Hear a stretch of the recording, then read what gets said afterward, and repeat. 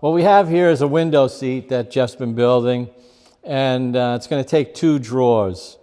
So I'm going to go through the steps it takes to install these Salice F70s. These are probably our favorite drawer slides. They're really well made. We pick them up from Hafler.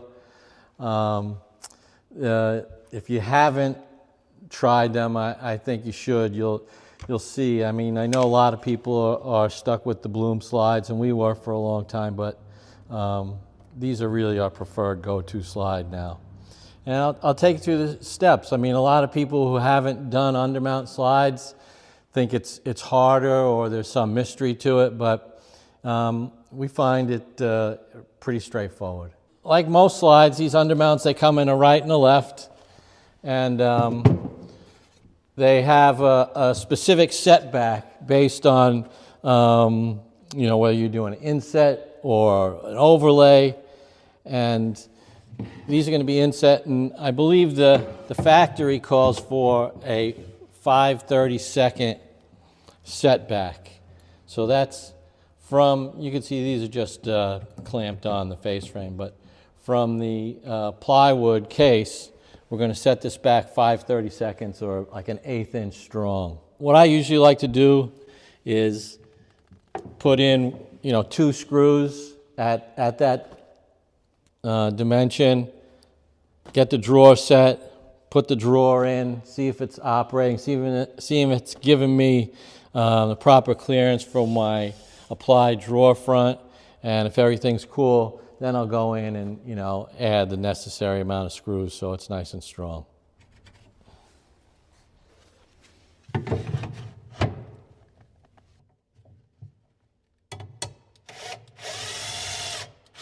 Want to talk about that drill bit at all? And this is a VIX bit. It's a self-centering bit. Makes it easy to, get a centered hole in an application like that. This is something that I'm really adjusting to. I never had this stuff in the past, and I was always one of those guys that just kind of like squinted and put, tried to find the center. But it's never too late in life to learn, and this is definitely easier. All right. Those are pretty snug. Here's our drawer box.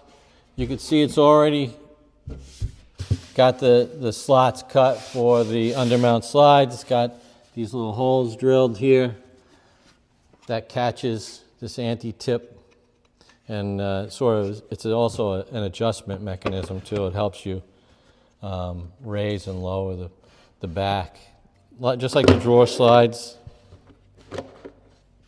These are right and left. They can go into the bottom or into the front of the drawer face, and that's where we're going to do it. Just some 3/4 inch screws.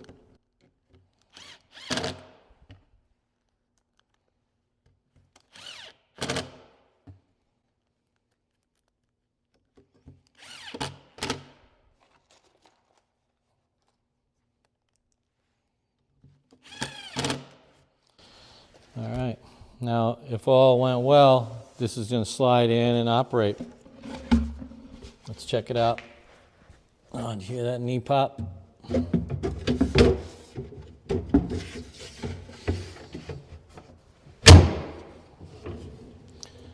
Okay, so the thing I'm concerned with now is where is my drawer fit, setting in relation to the front of the cabinet.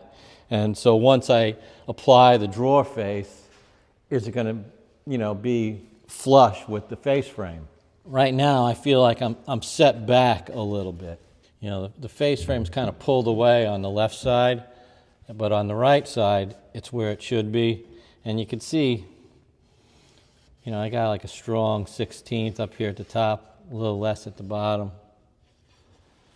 But that tells me I want to bring this whole slide forward a little bit. So that's why just having that one screw in there is good. I can make those adjustments, put the screw in, secure it, refit the drawer, and then you know, if everything's cool, go back and screw in more.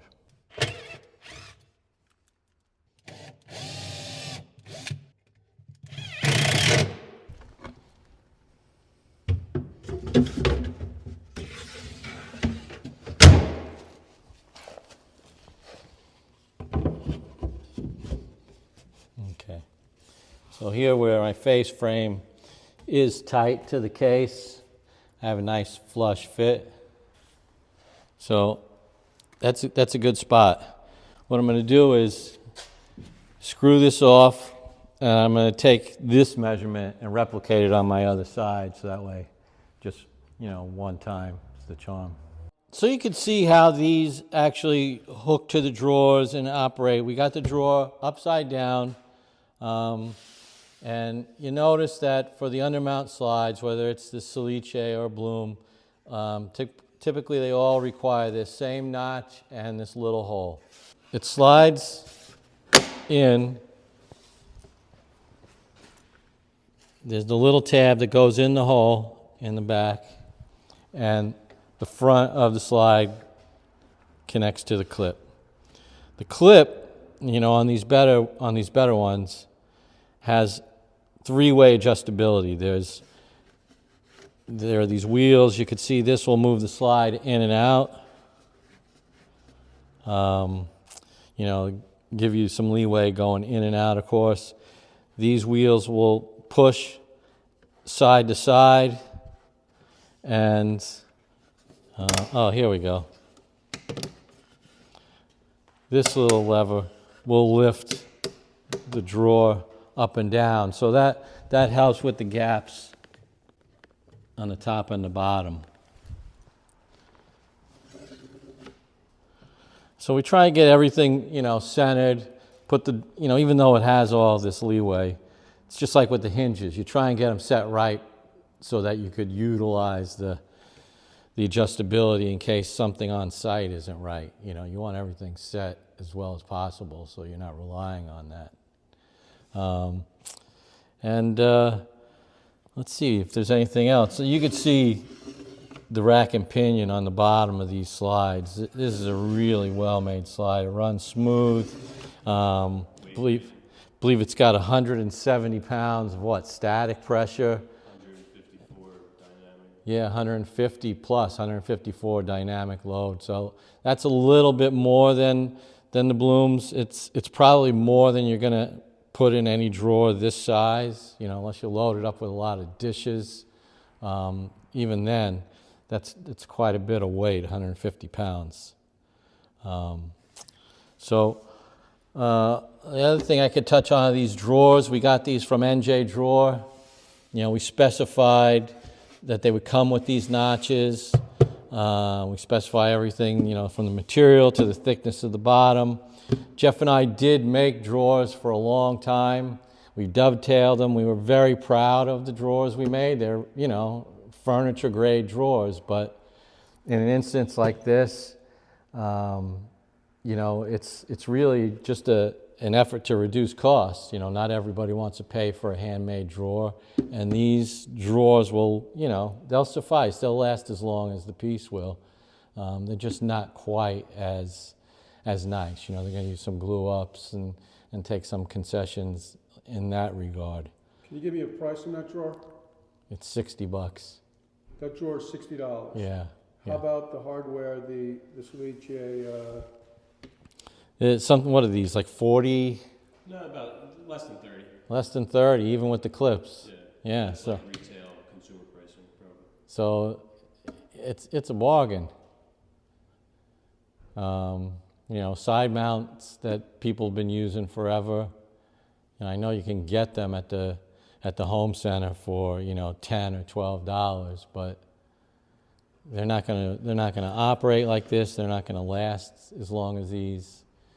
No adjustability is right, and yeah, you'll see once you get used to these. We just started using these Salices, and we're really sold on them. It's a good product, and I think you should check them out. It's definitely worth a small investment to try it out on your next project. All right, so we're back in the shop. It's the next day, and after looking at the rough cuts, we thought we would add some more information about the drawer boxes. That would probably help out. These boxes are 5/8 inch thick as far as the sides. So a good rule of thumb, and this is according to the manufacturer's specification, is your drawer box width will be 3/8 of an inch less than the opening. So let's say your drawer box opening is 20 3/8 inches. You'd make your drawer box 20 inches wide. And then the depth of the drawer box, this is 21 inches. It goes with a 21-inch slide. There's a lot of information provided by the manufacturer. You should always check that out first because there are all sorts of different values and different situations. But we thought that was some good information to pass on. If you have any comments or questions, feel free to reach out, and we look forward to hearing from you.